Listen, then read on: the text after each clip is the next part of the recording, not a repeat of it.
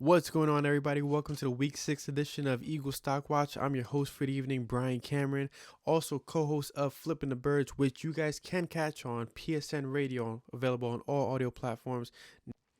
Now, if you're new to this channel, make sure you guys hit the subscribe button below to subscribe to Philly Sports Network's YouTube channel, where we cover every single Philly sports team, from the Phillies, the Flyers, the Sixers, and obviously the Philadelphia Eagles. Now, let's talk about the Eagles. They're coming off a huge loss where you saw this team fighting an uphill battle all game long. The offense was kicking, everything was moving for the offense, but the defense could not stop a nosebleed against the Steelers. I mean, Ben Roethlisberger had a completion percentage of almost 80% throughout the whole game, which is wild to think about. A 38-year-old quarterback was able to withstand the pressure of one of the top defensive lines in the league. But let's not focus on that. Let's focus on what we need to talk about this week. We have to talk about and go over whose stock is trending up and whose stock is trending down. So for now, let's talk about who's trending up before we talk about who's trending down, which I know a lot of you are not going to want to hear. So let's focus on the good. So obviously, one of the players that is trending up this week is Travis Fogum, the second-year wideout, drafted out of Old Dominion, 6th-round pick for the Detroit Lions, who was cut by the Lions this offseason, signed by the Green Bay Packers to be cut a couple days later to be signed off of waivers by the Philadelphia Eagles. Now, he was the rave going into training camp. A lot of media members alike were talking about his capability, his ability, the fact that he was just showing out. And a lot of players noticed how great he was during practice. So it was only a matter of time until we, the fan base and people like us, got to actually see it firsthand. The kid showed out against the 49ers. He called the game-winning touchdown, which was great. It's easy. Sometimes it does happen. But after that, against the Steelers, who are one of the top defenses in the league, although their secondary is a bit suspect, he caught 10 passes out of 13 targets for 152 yards. And they were not easy catches. I mean, he showed his tremendous catch radius on the sideline when he caught that ball and just pretty much boxed out the defender. He also showed his ability to catch on the go when in the middle of the field, he caught that beautiful pass that went just laid perfectly into the breadbasket. I mean, to think about it, it's mind-blowing to know that a receiver like Fogum, who's very new to the team, has more chemistry with Carson Wentz than anybody else, pretty much. Even Zach Ertz this season. Think about that for a second. Travis Fogum has a better rapport than Zach Ertz does with Carson Wentz this season. Fogum is now leading the Eagles in receiving completely. He's looking like a possible diamond in the rough right now. I mean, if you guys remember back then when the Giants, my mistake, found Victor Cruz, and Victor Cruz became one of the main guys in their passing attack. Unfortunately for Cruz, his career ended quickly because of his inability to stay healthy. Travis Fogum, he's young, he's flashy, he's a natural wide receiver. He runs very crisp routes. He's not explosive, but for being a guy who's 6'2", his strides, the moment he gets going, it's like a freight train. Like, you can't stop the kid, and it's phenomenal to see a player like this progress with a quarterback like Carson Wentz, who has struggled to find a number one wide receiver. He hasn't had Alshon in almost 2 seasons. He hasn't had Deshaun Jackson in almost 2 seasons. So to know that a player like Travis Fogum is doing all he can to make Carson Wentz forget about Alshon Jeffrey, forget about Deshaun Jackson, is phenomenal to see. The kid is showing nothing but effort and talent. I mean, Carson Wentz, when targeting him against the Pittsburgh Steelers, he was damn near perfect. I mean, 76% targeting Travis Fogum, 10 out of 13 targets. When have you ever seen a wide receiver playing with Carson Wentz really get the ball that much and actually catch it that much? Not get targeted that much and drop it, like Aguilar used to do. I mean, for example, right now, Zach Ertz against the Steelers, he had 6 targets and only 1 reception. 6 targets and only 1 reception. Travis Fogum, like we said on Flipping the Birds, I'm hoping it's not a fluke. I doubt it's a fluke. Nobody catches 10 passes for 152 yards and is considered a fluke. I truly believe that this kid has big play ability, and he may be a big-time talent that just fell into the Eagles' laps. Carson Wentz and Travis Fogum, deserve to come with a warning label, because if this chemistry continues to brew and continues to grow, it's going to be phenomenal to see for not only for the Eagles fans, but for the Eagles organization themselves, where they got a receiver that they're not paying much for, and they can, they do have to possibly give him a better contract at the end of the season, but it may not cost as much as an Alshon Jeffrey costs. So for this week, Travis Fogum is trending way up, and I'm hoping to see more progression against the secondary of the Baltimore Ravens. So to talk about who else is trending up, Jordan Mailata, the left tackle of the Philadelphia Eagles, the man who has never played NFL football in his life until he was drafted by the Philadelphia Eagles, is looking like everything Andre Dillard is supposed to be.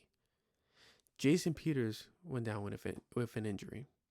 Before him, Andre Dillard went down with an injury. They tried Matt Pryor. Didn't work. They said, hey, let's try the Australian guy. Let's try the guy that we invested a draft pick in. And Jordan Mailata has not really let them down.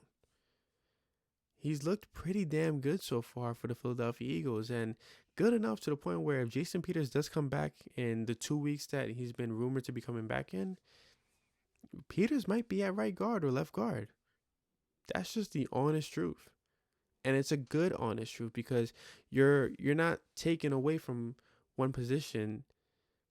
Instead, you're adding more to the offensive line. If you keep Jordan Mailata at left tackle and throw Peters into right guard or left guard, you're making the offensive line that's struggling to stay healthy stronger, which is great to see. I mean, so far, Mailata has a PFF grade of 63.5 for the season.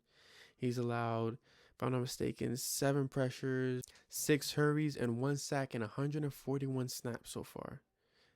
It's great to see. I mean, you're seeing this guy just bully his way around. He's athletic enough to move the offensive line when it comes to the run game. You're seeing the Eagles find their future with Fogum and Mailata little by little. It's weird. It's not supposed to be a rebuilding year, but it feels like a rebuilding year. But it feels like a rebuilding year in the right direction, but not to the credit of the front office. Let's declare that right now. Anyways, for this week, Jordan Mailata is trending way, way up.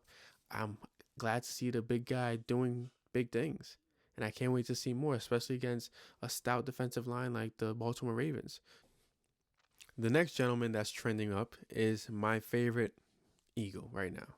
You guys know this if you listen to Flipping the Birds. If not, then you guys need to tune into Flipping the Birds to see how much I annoy Chris about Miles Sanders. Miles Sanders has been taking extraordinary, not understandable heat for the lack of run game against the Steelers. I mean, if you actually closely watch the game against the Steelers, you will notice that the edge rushers or the interior core of the defensive line were in the backfield the moment Miles Sanders got the ball. How do you expect Miles Sanders to move without space? The guy is a wizard when he has space. When he has space, he could break off a run for 74 yards and a touchdown, just like he did. He created his own opportunity. He made that defender miss, and he just kept going, which is phenomenal. It's what you want to see in a running back. And Miles Sanders so far in 4 games has 316 rushing yards. He's on pace to pass 1,100 rushing yards for the season, which will be the first running back to cross 1,000 rushing yards in a season since LaShawn McCoy. So what are we complaining about? He's doing everything he possibly can with a rotating offensive line. The offensive line is not as healthy as it needs to be. Have you guys forgotten? Lane Johnson's injured. Brandon Brooks is injured. Isaac Seumalo's injured. Jason Peters is injured. Andre Dillard is injured.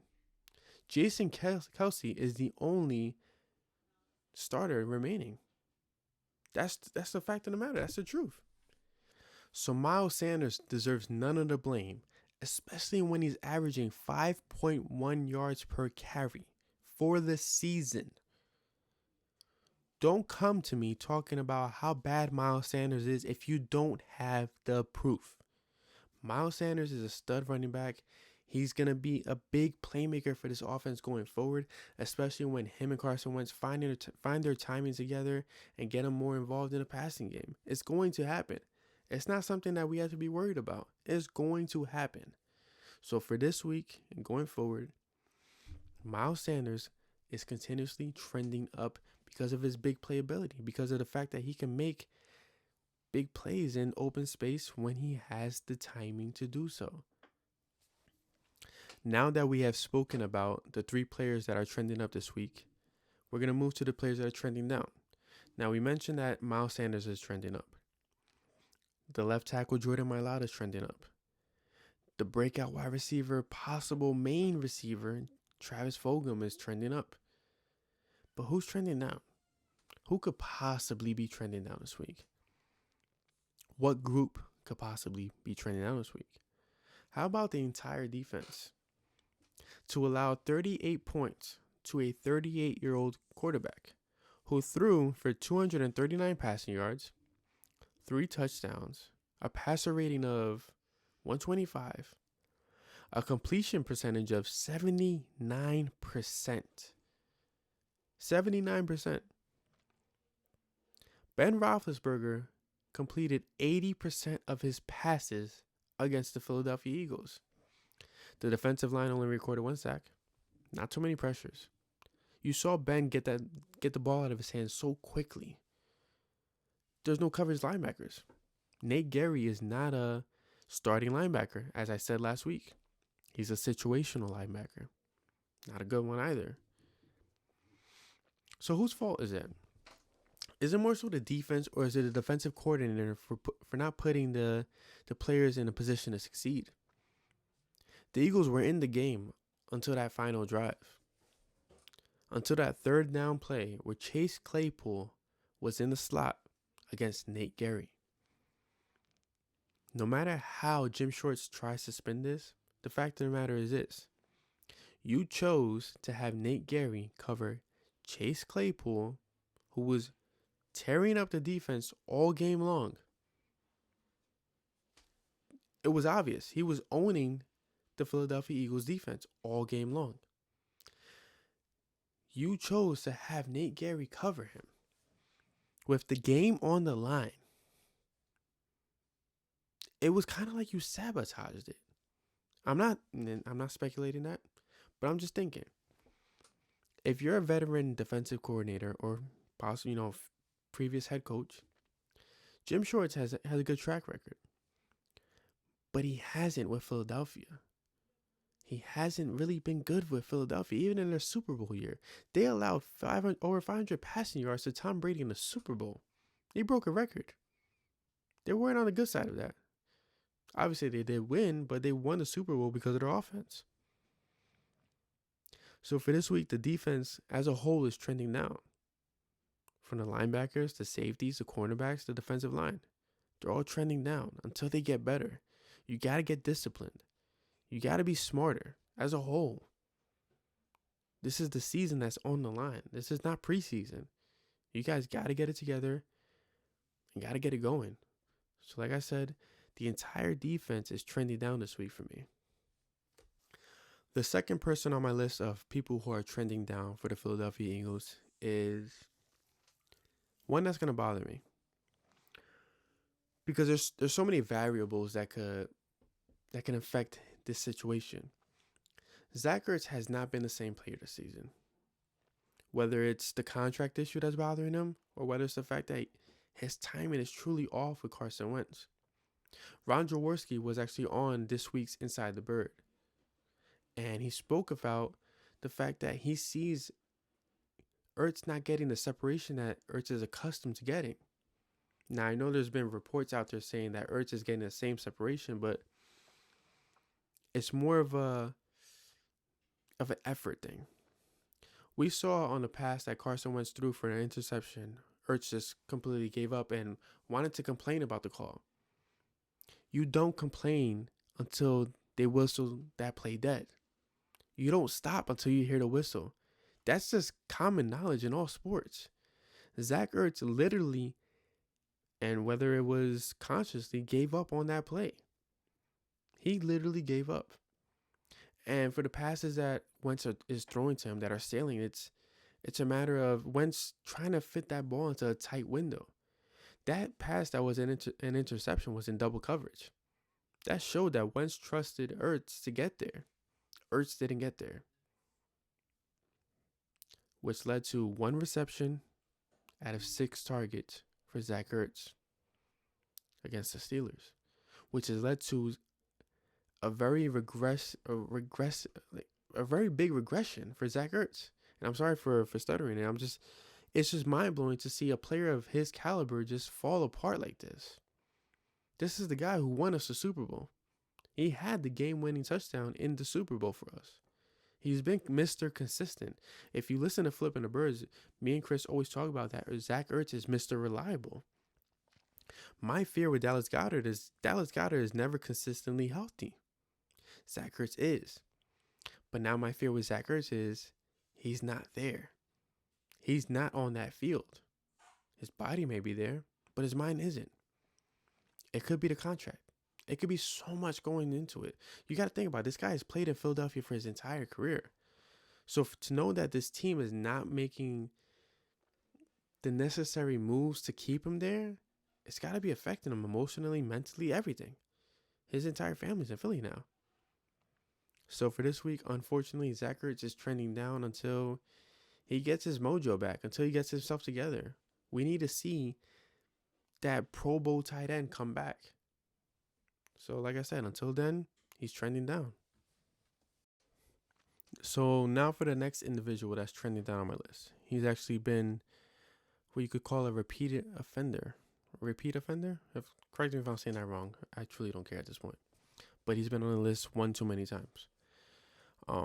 If you follow Philly Sports Network and you follow Flipping the Birds, then you obviously follow my co-host Chris Avante, who stumbled upon some very interesting news in regards to Howie Roseman.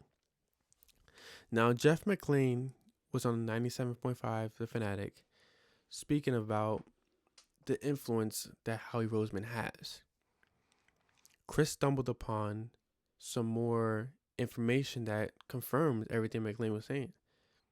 Howie has his hand in the cookie jar way too much. As now you guys know, especially with the Jim Schwartz stuff coming out, that Jim Schwartz wanted Kenneth Murray in the first or Jeremy Chin in the second, and we got neither of those. We have a quarterback that we drafted in the second round, but we also have a quarterback that we just extended last season for over $100 million. Howie Roseman has gotten too cute for his job. He's gotten too egotistical. The guy's flashy. He makes flashy moves. He makes flashy moves that are actually band-aids. He traded for Darius Slay. Hell of a trade. 3rd round pick, then he gave up. That's phenomenal. But who's starting opposite of Darius Slay? Avonte Maddox is injured. You gave up on Sidney Jones and Rasul Douglas, who happen to be succeeding elsewhere. You're also not drafting the players that your coaches want. Miles Sanders was probably the only exception till this point. Deuce Staley wanted Miles Sanders and you drafted him. Congratulations. You actually made the right move in that regard. You drafted Jalen Reagor in the 1st round this season. That was a very good pick. Especially with, the fact that CeeDee Lamb was off the board and you couldn't make the trade with the Atlanta Falcons to get to CeeDee Lamb. And with all these band-aids, you've neglected some very key positions. In the NFL, you need a coverage linebacker. You need a linebacker that can cover the pass, that can also play against the run, that can be that guy for you. And you've neglected that position for years. You drafted Davion Taylor in the 3rd round this season. Hasn't seen the football field yet. You drafted Sean Bradley later in the draft. He just started seeing the football field last week, 4 snaps and as many tackles as Nate Gary. You allowed Jordan Hicks to walk away. You released Nigel Bradham, who's on the Denver Broncos practice squad right now. Just in case you guys didn't hear me. Howie Roseman has made some god-awful moves that were covered by some tremendous moves. We have Javon Hargrave. We have Malik Jackson. Yes, great. But the offseason that you signed Malik Jackson, you traded for Deshaun Jackson, extended him for $20 million. $27 million, my mistake. You also moved Alshon's money to be guaranteed for this year and the next. You've put your team, your franchise, in the position where next season we may be forced to completely rebuild. It's going to happen. The Eagles can't afford to keep so many great players. It's going to happen. If Howie Roseman could actually get us out of this, I'll be completely amazed at this point. But the fact of the matter is that Jeffrey Lurie is allowing Howie Roseman to have way too much say. Doug Peterson is the head coach. Doug Peterson won you the Super Bowl with the players that he was given, with the players that fell, with the young guys who stepped up, or with the old guys that stepped up. That was Doug Peterson. That was Jim Short's coaching. That was your coaches creating the right culture in the locker room to allow the team to win a Super Bowl. That wasn't Howie Roseman. All Howie did was bring in Torrey Smith and Alshon Jeffrey. Alshon bought into the culture and played with, half a shoulder. Torrey Smith was just a decoy all season long. But after that, this team hasn't been the same. This team was meant to contend. That was the new norm that we were promised. But Howie Roseman has failed this team, draft after draft. The youth infusion is taking over now because all the old guys that Howie's brought back are collapsing. Alshon and Deshaun have not seen the field pretty much this season. I mean, Alshon hasn't. Deshaun saw the first game or two, but you're paying him to be on the sideline and look at Travis Fogum show out. Think about it. Jason Peters, you brought back for right guard, and then you had to pay him more for left tackle, but you had the better left tackle on the roster already. Where's the actual player evaluation in this? What are you actually doing to make this team better? Because it doesn't look like you're doing anything at this point. I may be going off a little bit too much about this. So if you guys, have the time, definitely head over to phillysportsnetwork.com. Check out Chris Infante's latest article about Howie Roseman being the possible problem, or if maybe it's overblown. You decide. It's your opinion at the end of the day, but take the facts into consideration at this point. So for this week, Howie Roseman, you once again made it to the stock watch, but you're trending down. Fix yourself. Be better.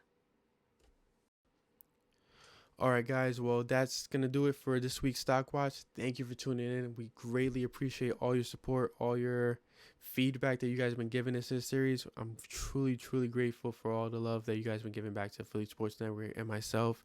Make sure you guys tune into Flipping the Birds every Tuesday night on audio. And make sure you guys subscribe to PSN Radio as well on every single audio platform that we have.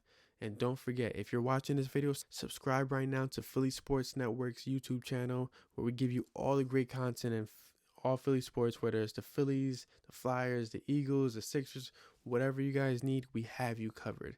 And we're possibly the most fun group to do it as well.